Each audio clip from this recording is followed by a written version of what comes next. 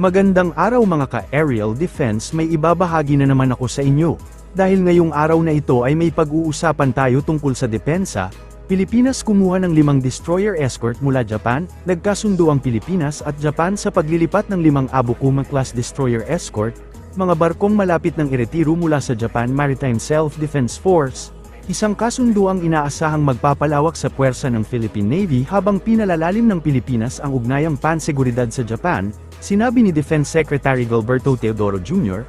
na tapos na ang kasunduan sa paglilipat at hinihintay na lamang ang pagtatapos ng mga administratibong detalye. Ang planong paglilipat ay bahagi ng pagpapalawak ng kooperasyon sa depensa ng Pilipinas at Japan sa gitna ng patuloy na tensyon sa seguridad sa South China Sea at East China Sea, kung saan magkahiwalay na nagpahayag ng pagkabahala ang dalawang bansa hinggil sa mga aksyon ng China.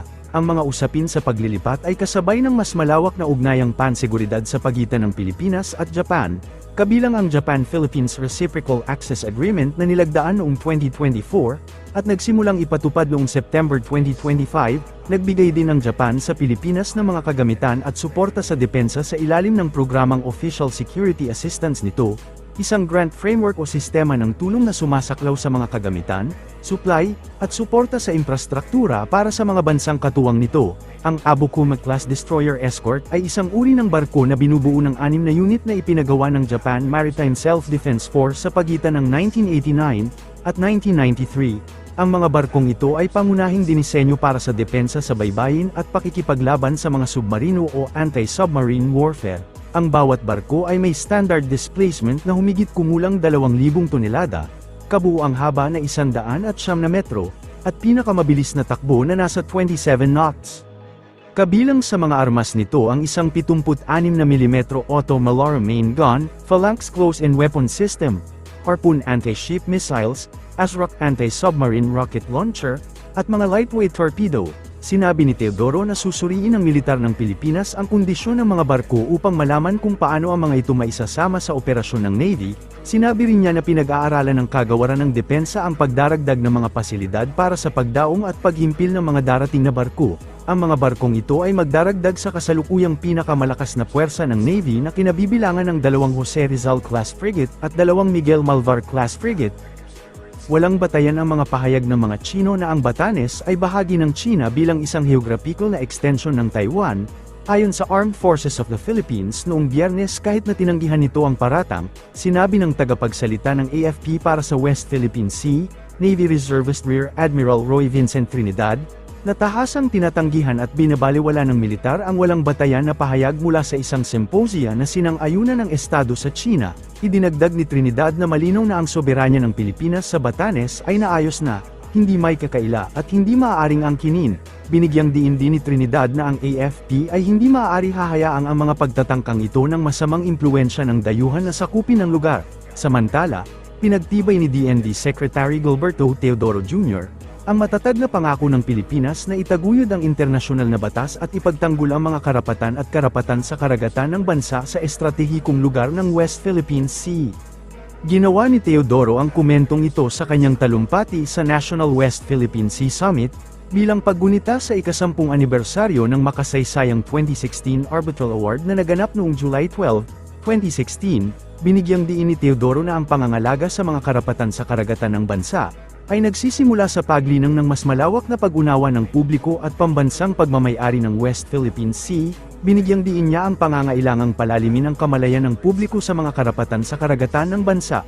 Binigyang diin din niya na ang pagpapanatili ng isang pandaigdigang kaayusan na nakabatay sa mga patakaran ay nangangailangan ng patuloy na kooperasyon sa mga estadong like-minded countries, na binibigyang diin na ang kolektibong aksyon at ibinahaging responsibilidad ay nananatiling mahalaga sa pagtugon sa mga karaniwang hamon sa seguridad at pangangalaga sa katatagan ng rehiyon. Sabay-sabay natin ipinagdidiwang ngayong araw na to ang ating victory. Noong 2016 na itinatag ang ating karapatan sa ating karagatan, lalong-lalo na sa West Philippine Sea, sa kabila ng mga naratibo na gustong sirain ang ating karapatan internasyonal para dito. So today, pasasalamatan din sana natin ang mga local government units na nag-declare ngayong araw na to na West Philippine Sea Victory Day. Pasalamatan din po natin sila. Simple lang po ang ating mensahe ngayong araw na to.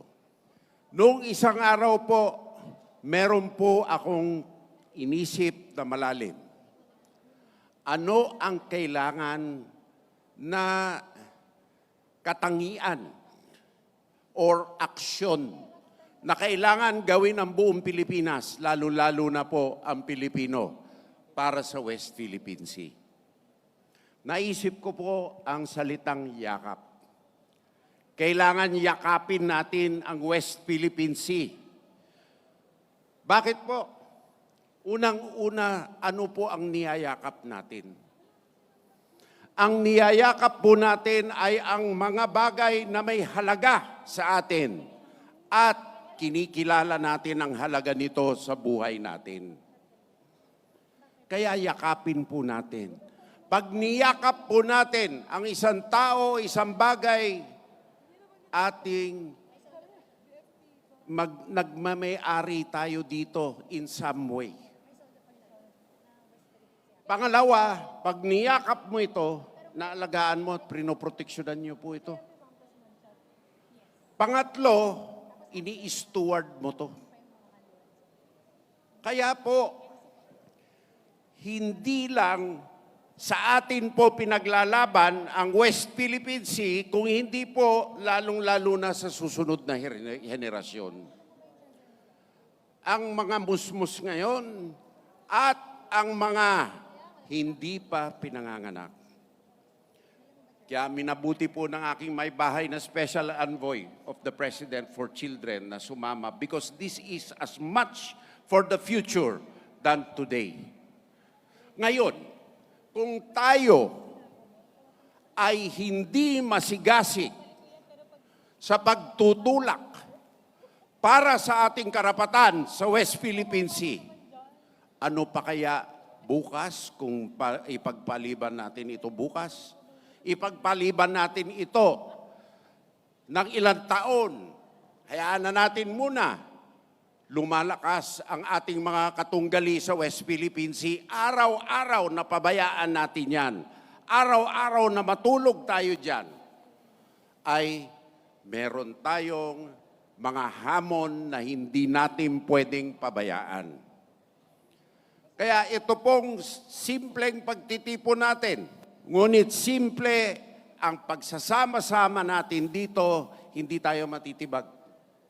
Lalong-lalo na doon sa mga lalawigan. Lalong-lalo na sa mga lugar na nakikita nila sa araw-araw na buhay nila. Kailangan nila ang West Philippine Sea. Noong isang araw po, kasama natin ang mga bayani natin ng mga isda sa Masinloc, Zambales. Palakpakan natin sila, mga tiga Masinloc, na pinahihirapan na mag-isda sa Scarborough Shoal or Bajo de Masinloc.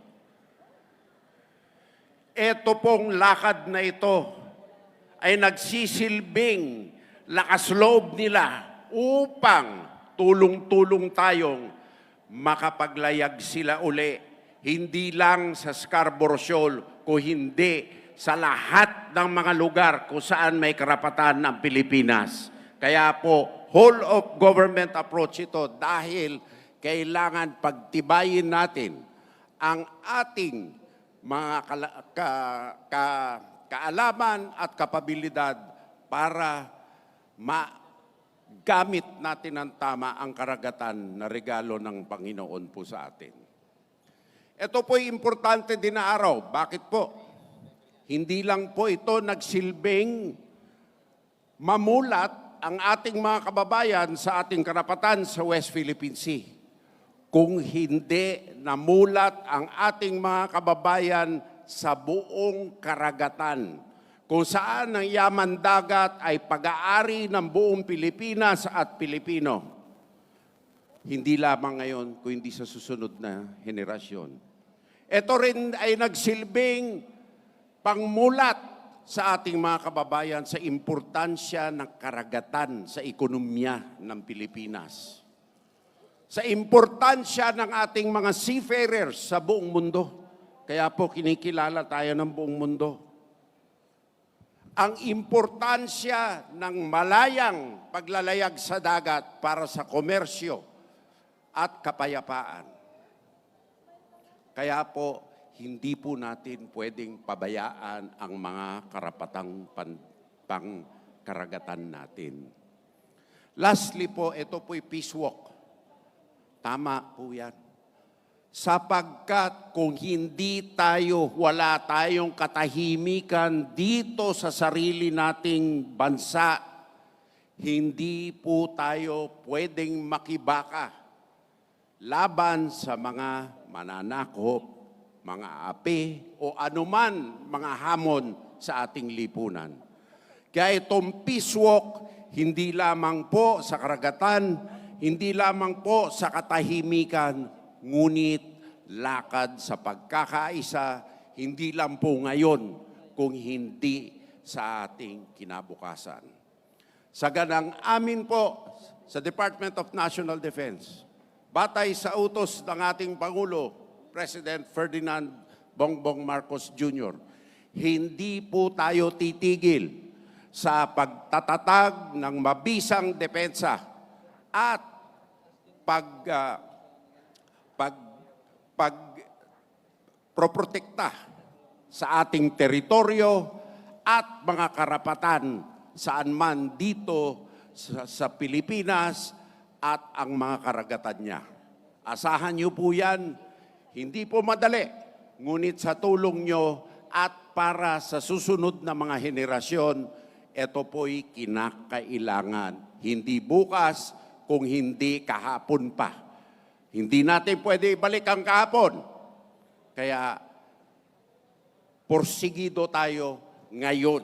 Ngayon natin gagawin. Sa pamamaraan ng paglakad ninyo, ito'y sinyal ng commitment na nagkakaisa tayong lahat para sa kabutihan laban sa kasamaan.